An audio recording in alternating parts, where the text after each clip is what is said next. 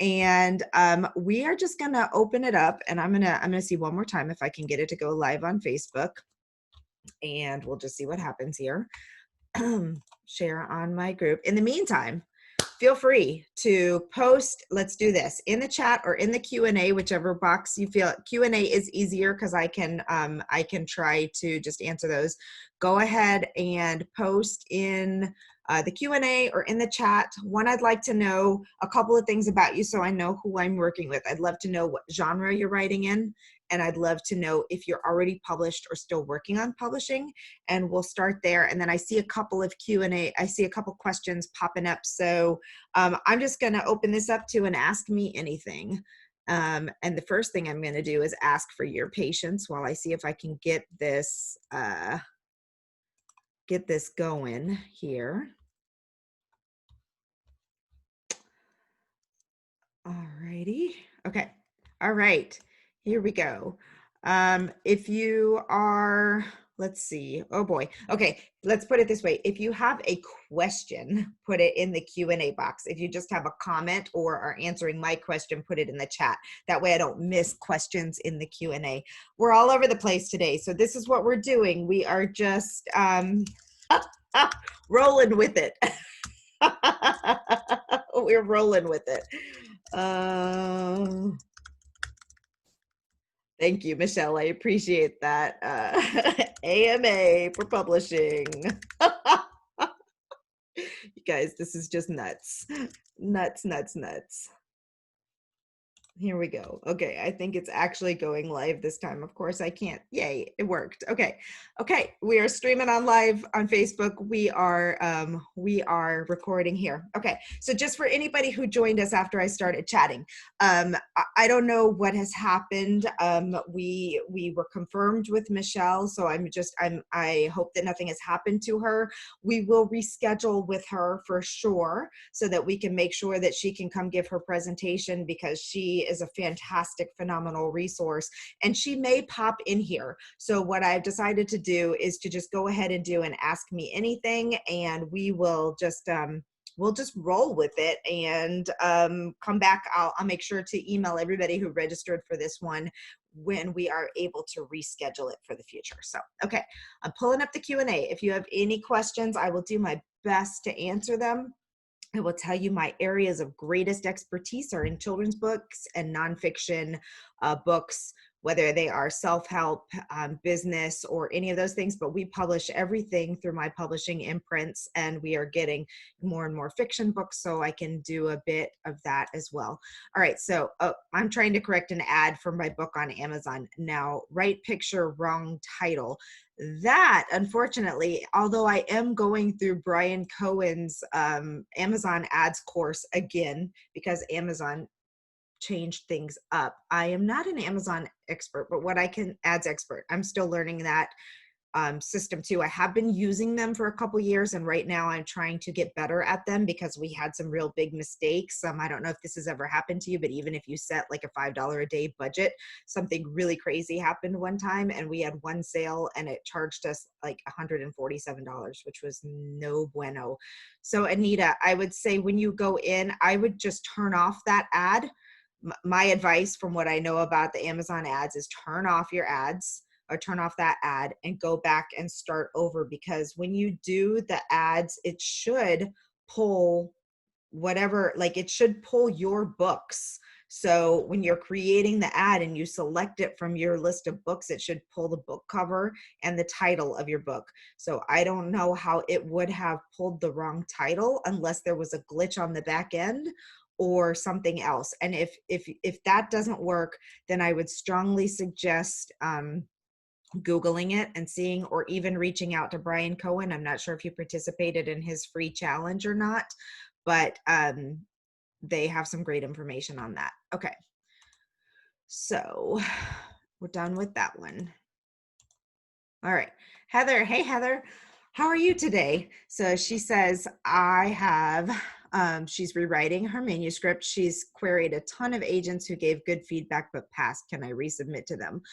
I don't see why not. I mean, I don't know how long it's been since you submitted it, but you know what I would do before I start querying agents again, actually, is I would try and find some beta readers in the genre. So if you can find, and you can do this by going to places like um, Book Sirens or even Amazon. There's programs that will allow you to find reviewers, active reviewers on Amazon, or find people who review books in your genre and ask them specifically to read your advanced reader copy, or beta copy if you choose, since it's not really ready for publication.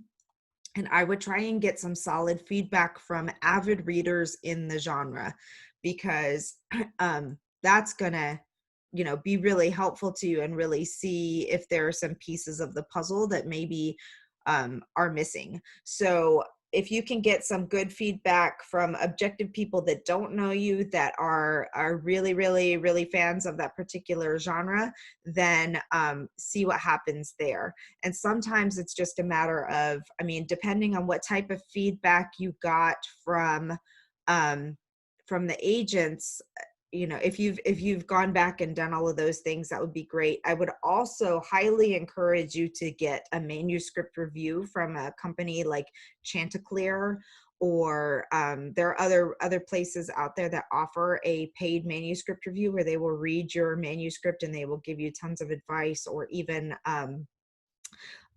we have the Write Publish, it's almost the same name as my business, so I can't remember if it's Write Publish and Sell Your Novel book with Annalisa Parent. Date with the Muse is her company. She does manuscript reviews and feedback, but for me, and she also works with agents all the time, so I think she would be a really good resource to go out to there. But sometimes it's if that first few pages don't just absolutely grab them by the throat and make them want to continue reading, it's easy to get thrown into a slush pile, especially with the number of submissions that people get on a day-to-day basis. And then, if it's how I feel about publishing, hybrid publishing and self-publishing. I mean, sometimes no agent or publisher is ever going to say yes, but it can still wind up being a bestseller. So there have been plenty of examples of that while you build the followers and all of that kind of stuff. So, and that would be my suggestions to that. Okay. Hi, Michelle from the UK, nonfiction, writing your first book. Awesome. What is your book about? I'm a first-time author and I'd like to know what is the difference between a pitch letter and a book proposal. Oh, this is an excellent question, Carolyn. Are you writing fiction or nonfiction? So a pitch letter or query letter is a letter that you send out to either an agent or a publisher, because some will accept non-solicited manuscripts, so you can go directly to the publisher in that case.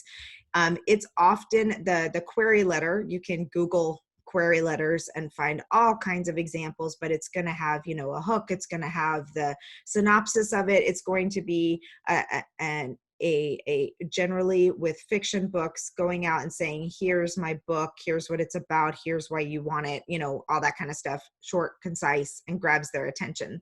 A book proposal is more often with nonfiction books. And again, this isn't across the board. There are exceptions to everything that I say. I always want to do that, but I always want to clarify that. But I'm so thirsty today. Sorry. A book proposal is going to be reaching out to agents and publishers and saying, here's the book that I want to write, but it's generally not written yet. So with a pitch letter, you are pitching a manuscript that is already complete. You are getting out there and you're trying to see if you can find a publisher, an agent to pick up, or a publisher to pick up your book. A book proposal, you are saying, this is the book that I want to write. I want you to pick it up. I want you to publish it. And here's what I'm going to do in my book. And here's why it's necessary.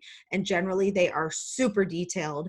They need to have like a chapter by chapter summary. It needs to have information about what it already exists in the marketplace and why your book is different. It needs to have your marketing strategy, all the things behind it. So both of these things you can find information about by Googling them. Google is truly your friend.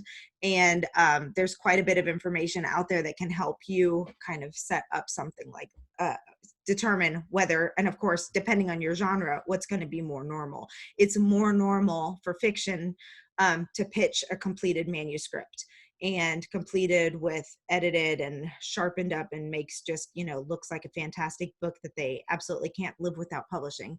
And then a proposal is going to be here's what I want to write. And generally you'll get, if you get picked up, you'll get an advance that should cover your time and expenses for writing the book.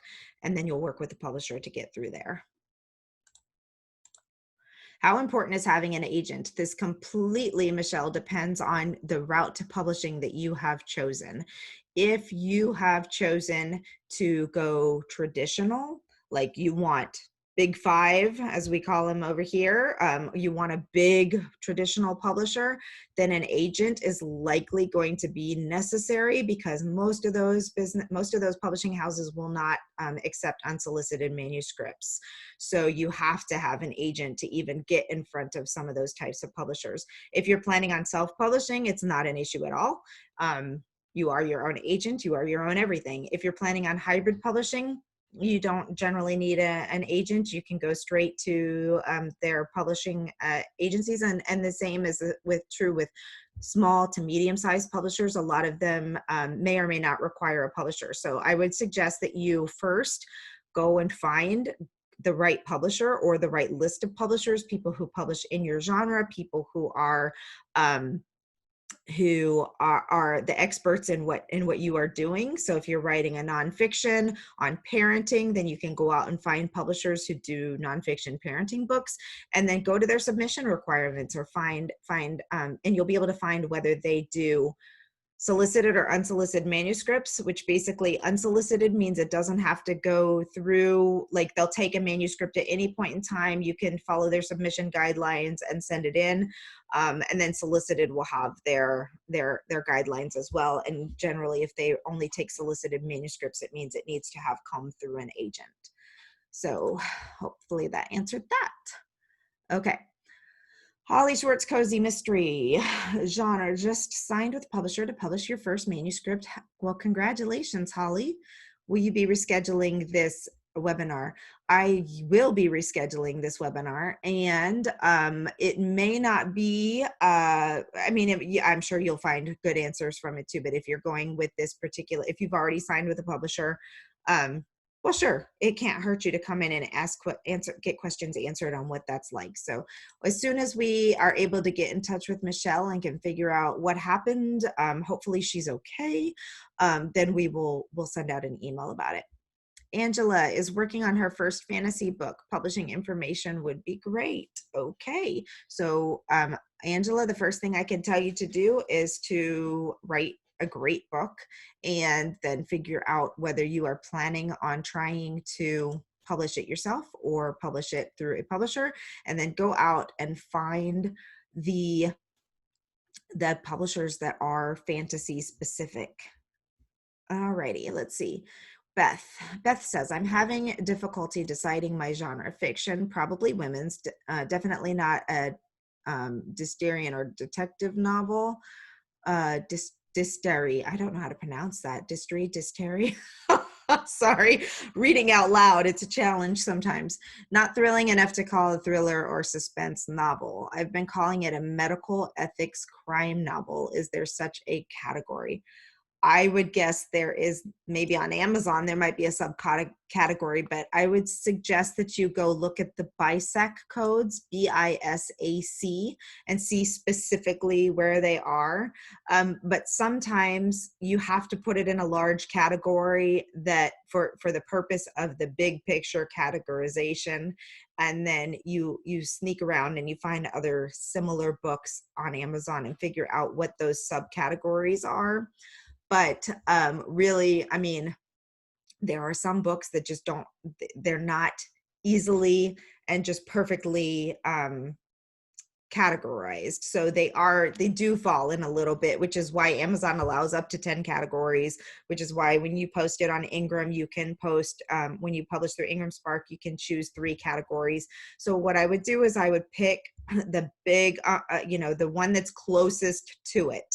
If there's medical, ethics, and crime, it sounds like a crime fiction. And then, so then under it, you could do like a medical thriller, if there's some thrilling to it, some thrilling stuff to it. But what you really want to do is spend a little bit of time finding other books that are similar and seeing where they're doing well. So I like to use the tool Publisher Rocket to do stuff like this. If you are still here, Nancy, will you throw in the link to Publisher Rocket? Because through Publisher Rocket, you can search keywords and you can search categories and genres, and you can see what other books are out there, and where they are doing well and where they're selling and all of that kind of stuff.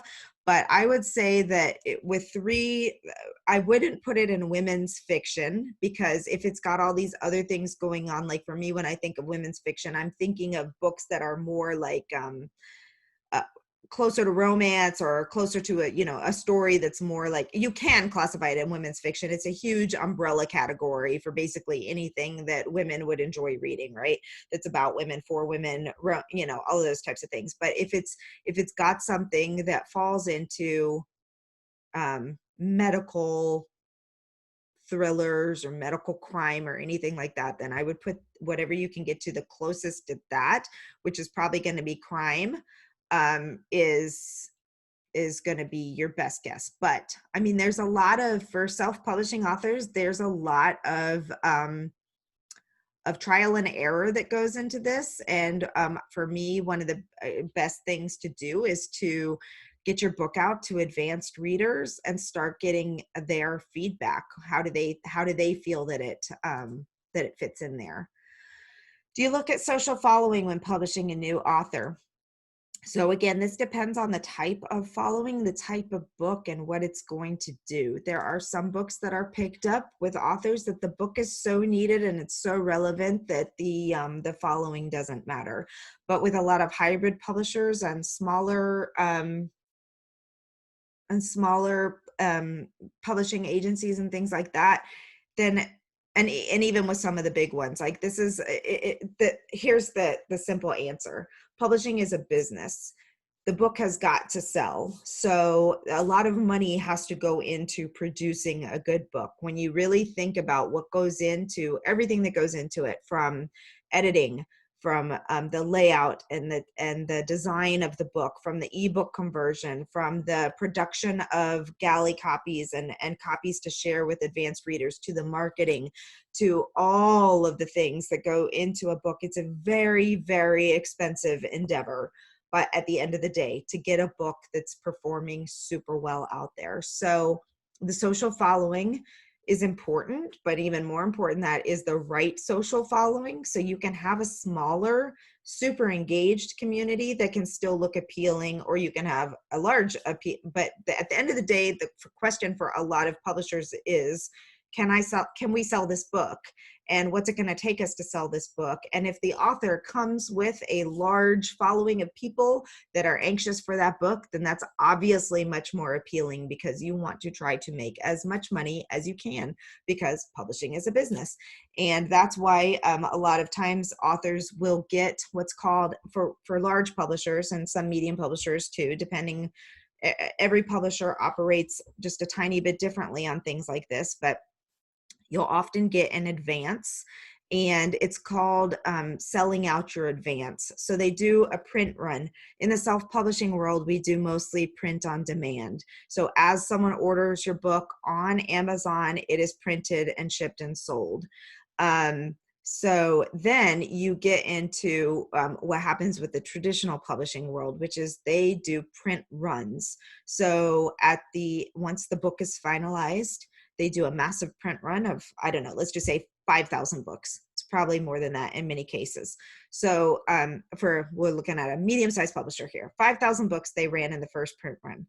if the author doesn't sell all of those books, so when you're getting royalties, basically, you don't start earning royalties until you've paid off your advance. So they'll dock your advance from all the books that are sold. If you never pay out, if you never sell out the print run, then often your book goes out of print, because obviously they're not going to run continued print runs if you haven't sold what's already there. So the publisher and the publicity around that, depending on how much money they have to do it, is going to do their best to set the book up for success. This is why usually traditional publishers require about a year of promotion and getting all of that stuff going ahead of time to really build the audience, to really build the excitement around the book, so that there's lots of people that want to buy those books.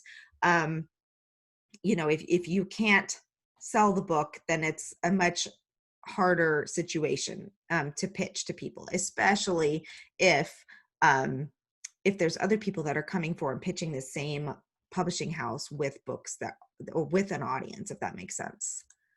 Woo, lots of questions here. Okay. So I see Nancy's over in the chat answering some questions as well. Okay, Holly says, do you have thoughts on the best and most effective marketing techniques for debut authors? I have a lot of thoughts on this book. In fact, I just wrote a book called Ditch the Fear and Just Market It, specifically designed for new and intermediate level authors. I will tell you, Holly, that over the last few years, what we have seen hands down is that the authors that do not put the time and effort into building an engaged following specific to the book or the topic of the book prior to launch, they struggle with sales. So sorry, I'm laughing because I just saw Beth's comments that it was mystery, not distery. That makes more sense. I was like, what is that word? Okay, so the more that you can do to build your target audience, which means you have to start back one step forward before that and determine who is my target audience. And this question, while many people feel is a simple thing to answer, is not a simple thing to answer. It really depends on, you can take any genre and break it down. There are norms of the genre. There are things that people expect. There are things that people want. There are, questions that need to be answered. So it takes time to figure out, like, who are you talking to? Why do they want your book? And how do I grow a big audience of those types of people? And then there's a whole, so my best advice is take the time to make sure that you know very, very well the norms of your genre, what genre you're writing in, and what people expect. It cracked me up the more I started learning about the differences in romance subgenres. It blew my mind. Like, there are so many subtleties between somebody who is writing clean romance versus cozy romance versus sweet romance versus this type of romance versus this type of romance. And like, you have to know and understand what your readers want and expect. And if you say or do something outside of that, it can cause problems. So that's just on the fiction side. Nonfiction, sometimes it's easier to identify your target audience, but not always. Let's say you're writing a parenting book. Well, you can't just say that moms are your target audience, because guess what? Not all moms want your book. Is your book about something that's very specific to a certain type of mom or family situation or whatever? So you have to know that and spend the time finding those people and doing those things to build that audience. Build your email list, build it with things that are going to bring the right people to you, and make sure that you're developing the relationships with. And I could talk to you for 7 days about all of my ideas on this, but at the end of the day, it is about having people, the right people, to sell your book to when you launch your book. Those right people could be as few as 1,000 and still have a very effective launch, depending on what's going on. It could be much, much bigger than that too. Okay, so, but the bottom line is start with knowing your genre and how to get in front of the target readers, and then get in front of them and build your list with them. Let's see. Okay, Heather did hire someone. Okay, great, great. I'm sorry. I thought you were stating that you revised based on okay, great. Perfect. Well, then I would start pitching them again. Okay.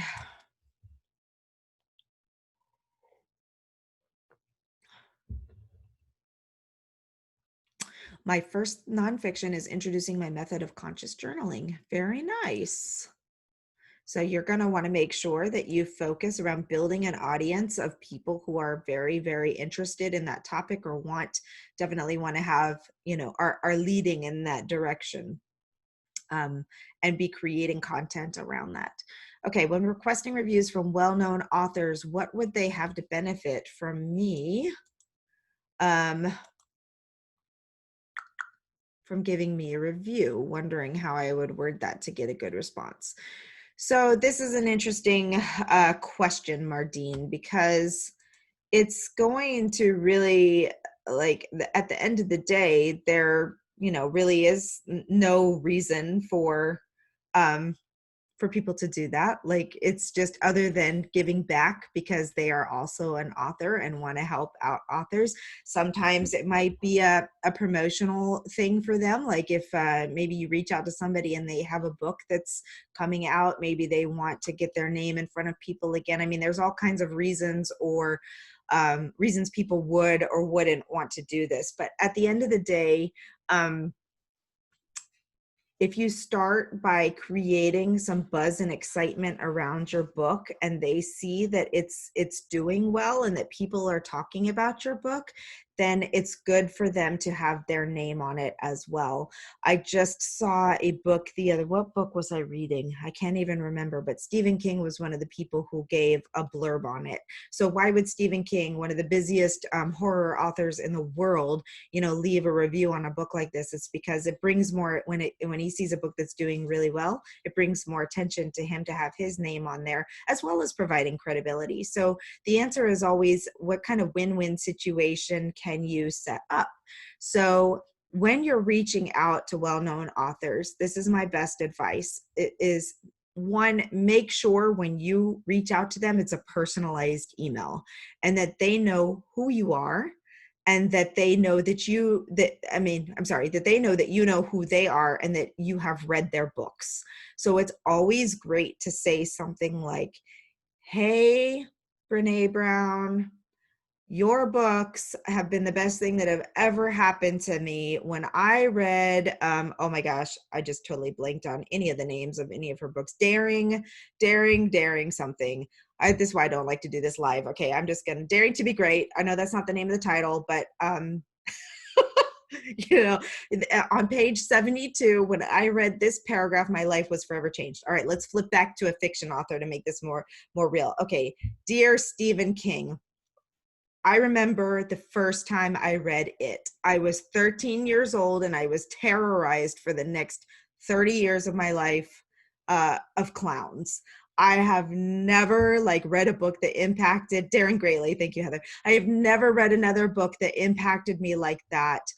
I hope that my book leaves the same kind of long-lasting impression on my readers. I would love it if you would be willing to read it and give an endorsement or whatever. And with super, super famous people, you're probably not going to get an endorsement on your first book until it's something like that. But there are plenty of mid-level authors that would be willing to give you a review, because it's what we do in the industry, right? And let that, if people come to you and ask for reviews and things like that, it's part of being part of this industry. So participate, do that, pay it forward, pay it backwards, pay it wherever. But it's okay to not have an endorsement from a famous author. So in that case, you want to start looking at other, maybe well-known reviewers, maybe in your genre. I'm sure there are, quote unquote, some well-known reviewers or people in there from editorial places. So send it to places that review books like your book and get editorial reviews. Those are just as important as something like that. Okay. I'm a first-time fiction author, unpublished, and really excited about the story I'm writing, told across 3 books. I'm trying to get my genre correct. It's a family saga balanced with strong romance, but not typical romance because of the serious drama involved. Any suggestions? So first thing to know about Fight Club, no, I'm just kidding. First thing to know about romance is that it has to have a happy ending to be technically classified as a romance. So if it doesn't finish happily ever after, then you got to go into a subgenre. From what I understand, I am not a romance writer, so don't beat me up too badly if that's, you know, if that's not 100% truth. But I would say that I would look more at the family saga element, drama, all of that kind of stuff. Again, I would highly encourage you to go out and do some research of comp titles and see where other similar books are landing, and go that route. Because the thing about categories is that you want to find a good category where the readers are coming because they like books in that category and your book fits in that category, but also where you can do well. So if you look, we were doing a search the other day. It's not always cut and dry. It's not always super easy. I mean, if you go into like mystical books, like there's or some fantasy books, books on witches, like the spectrum of books that you can find in some of those categories is massive. So not every book is going to be like lined up perfectly 100% with where you are going. But to go back to my first statement is that you want to find a place where your book fits, so that if I go into that genre and I'm looking for a good book that fits that, then I'm not like, why in the heck was this book here? Because I wanted this and I got this, and now I'm angry and I'm going to go write a review telling everybody that's coming to this category because they want this. In bigger, broader categories, you're not going to have that because there's so much out there. So just find the place that fits the best or seems the best, and test it and see what else is out there in that. And then see where other books are performing well, see what people are saying about books in that category. You got to do your research on the comp titles and make sure that your book fits at least mostly. And sometimes it may not fit 100%. So that's okay. It's going to be about your in this case, it's going to be completely about your description of the book. How do you let people know what they're going to find in the book? What tropes are there? What other things will help your reader decide if this is a book that they want to buy? So yeah, sounds interesting. Oops, I don't want to type you an answer. Okay, let's see here. Let's see, from Facebook. Yay, we do have some Facebook viewers. I'm launching my second book today. Hooray! Book launch days are fun. My initial self-publishing goal, my initial self-publishing goal, and need to update and think bigger. Okay. What are some concrete marketing goals you have set for yourself in the past? This is such a great question. That particular part. What are some concrete marketing goals you have set for yourself in the past? In the beginning, we would literally launch a book like the day it was finished. Like we set the book for launch on February 18th, and by God, we were struggling to get that book up and published and out the door and done by February 17th, and praying that it actually went live on the 18th. And that is not a goal you want to create for yourself unless you're trying to also stroke out.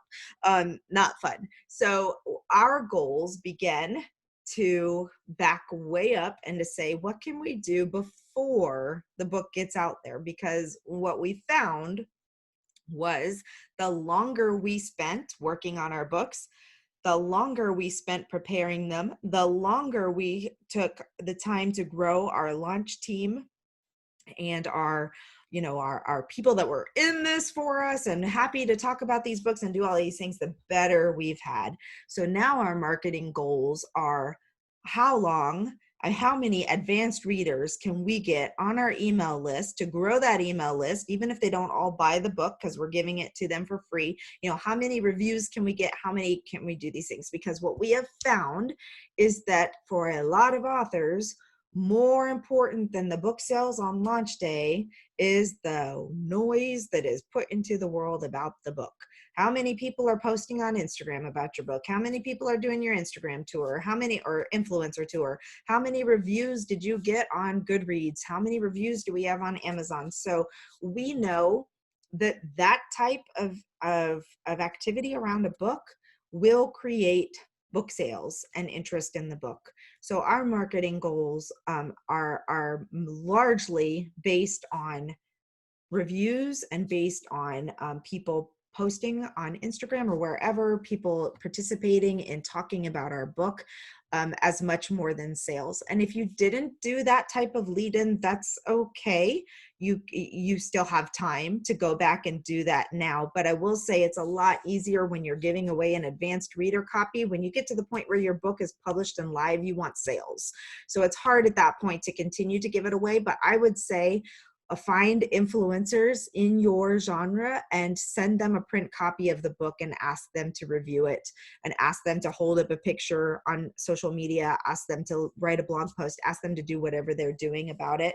Can still help you even beyond that point. But don't despair. It's your second book. I do want to say that it takes some time to build audience. It takes some time to build influence. It takes some time to build the reader list. It takes some time to do all of those things. So get on your next book. Get in there. Get working at it. And you know, always strive to continue to grow all of that stuff. Okay, Linda. Hey, Linda. She just signed up for Pub Rocket. Do I do all the legwork, or are there folks that help with this? So Dave has oodles of tutorials on there. If you log into Publisher Rocket, sorry, so thirsty. I wasn't planning on having to do all the talking today. If you go into the tutorial section on Publisher Rocket, you can watch tons and tons of information, but I like to just play on Publisher Rocket. So I go in and I go to the keyword search and I type in a keyword, and I just go to town with seeing what's out there. And the dangerous part is you can go down some serious bunny trails. I budget an hour every time I go into Publisher Rocket, because you just go and find all of this stuff. But the awesome thing is that you can export the results to Excel. And if you're doing ads, you can copy and paste and put all of that stuff straight into your ads. And it's just phenomenal. But, you know, start by going in and watching his, I don't know, I have these in, I don't need them. You can go to his tutorials and get some information on that. I also posted on the Write, Publish, Sell YouTube page, I posted a video of me using Publisher Rocket. And Linda, if this is a topic that you want to cover in a Q&A session in the WIP school, we can completely go in and I can do a demonstration in our next Q&A session as well, so that you all can see how I use that, and we'll find what's going on. Okay. Hi, I've been posting about other authors' work, reviews, etc. on Instagram. Should I now stop so soon? Should I stop so soon to publication? Should I move more into, so this must be Philippa. So she's talking about Rupert Snowman. Okay, so you cannot talk enough about your book leading into the launch. I will, we will continue, you should continue to be sharing relevant content. So it doesn't always have to be reviews about the book. It can be, you can just post images. With other children's books, we really enjoy pulling out like an image from the page and just posting that one day for something fun. But yes, as we get closer and closer to your launch, you definitely want to ramp up the giveaways and make sure that people are preparing for your launch. Make sure people know to join the launch team. Make sure people are doing all of those things so that you are still building up lots and lots of interest. Giveaways will help you build your email list, all kinds of things like that. So I would definitely get with Raywin, and she has, you know, your whole Instagram launch strategy already planned out for you. So see what's going on for that. And I believe she has some things for you. If not, we'll talk about it, but there you go. Marletha says, is a publisher typically responsible for publicity since the goal is to sell a book? Nope. What is a hybrid publisher? You've mentioned it multiple times and I'm not sure what it means. Okay. So lots of publishers do the no marketing at all, and no publicity at all. Now, if you're getting published by Random House, you're going to get a large amount of publicity because they're going to have you on the morning shows. They're going to have your book in the New York Times editorial reviews. They're going to have your book here and there and all of that stuff because they have probably invested thousands of dollars, sent out 10,000 copies, galley copies of your book to different places for people to see the book and to read the book before it goes. They're going to have really invested in that. So there will be some publicity beyond that. Smaller to medium-sized publishers, it really depends on their budget. It really depends on a lot of things. You'll, you know, you're generally going to get something, a press release, a couple of bookings on some shows to talk about your book, and other things like that, because obviously they want the book to do well. But when it comes to, you know, growing relationships with readers, growing your email list, growing all these other things that are growing your social media, all these other things that are going to continue to keep the book relevant post-launch, those are your responsibility. And in some cases, you might get no support whatsoever. Which leads me into the hybrid publishing. I actually have a hybrid publishing company, Cat Biggie Press and Purple Butterfly Press. Purple Butterfly is for children's books. So a hybrid publisher, sometimes people call it partnership publishing. And then there are other types as well, but these and then there are self-publishing assist. So self-publishing assist companies sometimes call themselves hybrids. But basically you're paying somebody else to do all the publishing for you, but then it's published by you in a self-publishing.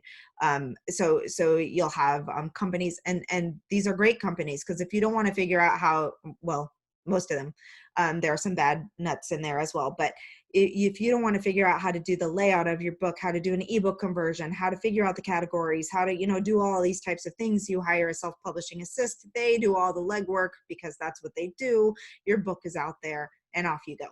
A hybrid publisher is a partnership publishing, and it is a wonderful opportunity for the people who are new authors, who don't have a platform, who are being rejected by agents and publishers, because of all the intricacies that go out there, that want to publish a book and have a little bit more participation in the process.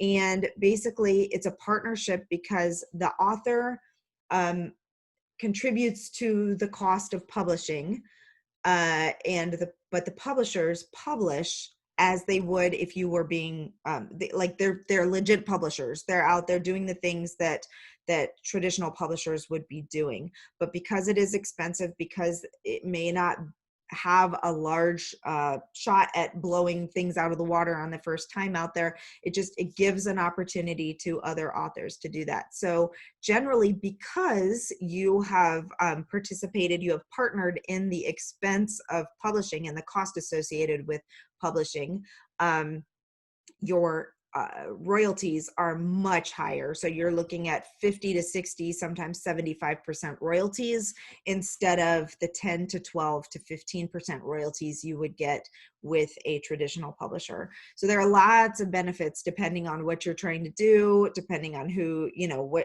what your goals are and what you're doing, including having a lot more participation in the process, getting to say whether or not you like the cover, and all of those types of things. With the hybrid publisher, it's going to, I know our packages include a ton of author development and launch support. So helping setting up all the advanced review teams, the launch team, all of that kind of stuff, and then continued education and marketing support of our authors. But not all, even hybrid publishers include launch support or marketing. So it's all going to be, it's case dependent, it's case by case. And this is, as you're talking to different publishers, these are the things you want to ask questions about, like, what am I going to be responsible for versus what are you responsible for? All right, I've had several people tell me to publish my poems, but I thought of publishing a book of poetry is pretty much a waste of money. Is it? Well, I mean, if your goal is to make a lot of money from one poetry book, it's probably not going to happen, unless you're famous. So, but is it a waste of money? Is this going to, complete a dream of yours? In that case, can you ever put a monetary value on that? Is it something, I mean, I know plenty of poets who are earning money as selling poetry books even today. We just helped Liliana Lopez publish her poetry book, and it's a beautiful coffee table type book. And, I can't tell you what the sales were because we worked on the self-publishing assist side, so I don't know how it's doing, but it's always going to come back to, what's your audience like? Do you have people in your audience that like poetry and want to buy poetry? Are they going to want to buy a beautiful book like this to have available or to give as gifts, or all of those things? So unfortunately, I can't give you a yes or no answer on it. But what I can tell you is that if you want to write a book of poetry, write a book of poetry. Because if you're like me, if that book doesn't come out of you, it's painful, and you can't keep carrying it around to it. And you can find ways to do it in a way that is not super, super expensive. So, consider that. Consider ways that you can work with publishing partners, or find people to help you format it and all those types of things. You can do a beautiful book that you can be proud of and self-publish it and buy it for your family, or share it with your friends, or do whatever. So, I would say don't not do it. If you've written poems that you want to have into the world, don't do it just because you think it's going to be a waste of money. Yeah. Okay. Hey, Paige. It's so fun to see my lifelong friends show up in my webinars. That's exciting. All right, piggybacking on that idea of a reader following. I'm writing my first novel and already have readers set up to read it when it's completed. Super. As well as people wanting to read the book when it's published. That's awesome. Do you recommend those people writing up a statement of wanting my book to be able to submit when turning the book into a publisher? Okay, so these are basically like praise reviews, advanced reader reviews, anything like that. It's social proof. So yes, if you have people that are reading the book and giving you great feedback, I don't think it could ever hurt to include a part of your query letter that says, this is what readers are saying. Even better if you can get it out, if you can, start having people talk about your book on social and doing things like that, then that's even better. Social proof is huge. It's really huge when you are looking at trying to find a publisher, somebody who wants to take on the investment of your book. So, you have to put yourself completely in a business mindset here and say, is this something that's going to make money for that person? And if the answer is yes, then it's probably going to be appealing. So to publishers. So if you have something that's going to help them make more money or see, how to do this, then yes. Okay, Heather, I'm thinking of deleting my personal Facebook and just moving towards one about my books and writing. Also Instagram, less personal and more just about books, thinking this would get some super engaged people. Thoughts. So correct, it could, but at the same time, like, you still have to find those people. So they don't just find you. You have to be doing the things that are going to attract them to you and bringing it out there. I wouldn't suggest that you delete your personal Facebook unless you just don't want to be on Facebook anymore, because it can be a really, really great tool for guiding people in your direction. So even if people are just, if you're using your personal Facebook profile in a really savvy way, like making sure that your about section is filled out and that it says author at Heather LaRosse Books in a clickable way, even people that aren't your friends can click on that and go to your page or to your group or to whatever. But the thing is, it's that you want to be doing activities that are going to attract the people who are looking for what you are trying to write about. So if you're using Instagram, the first thing I would do is I would go find people that are very successful in the genre that you are writing in. Find a couple of books that are bestsellers in your genre. Follow those authors. If they're super, super famous, they're probably not doing any of their own social media, or their social media is irrelevant because they're famous and they don't have to. So find people that aren't don't go for the super, don't go for the Danielle Steeles. Go for the people who are, mid-level authors who are probably still doing a lot of engagement with their readers, and see what they're doing. See how they are talking about things, see what types they are, for fiction, especially with the book like yours, what other types of things are people loving and reading? Can you start doing reviews of other similar books? Because that's the other thing, is like, readers want more. They want more, they want more, they want more.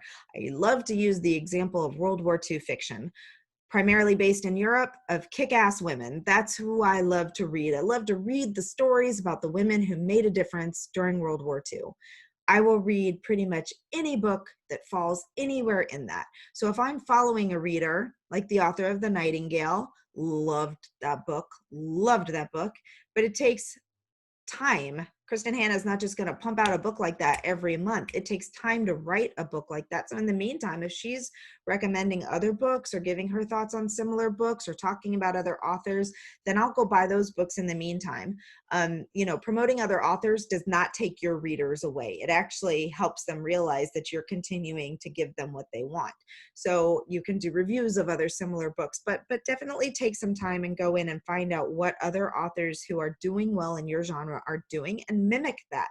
Engage with their readers, post similar types of things, but mimic, but be authentic.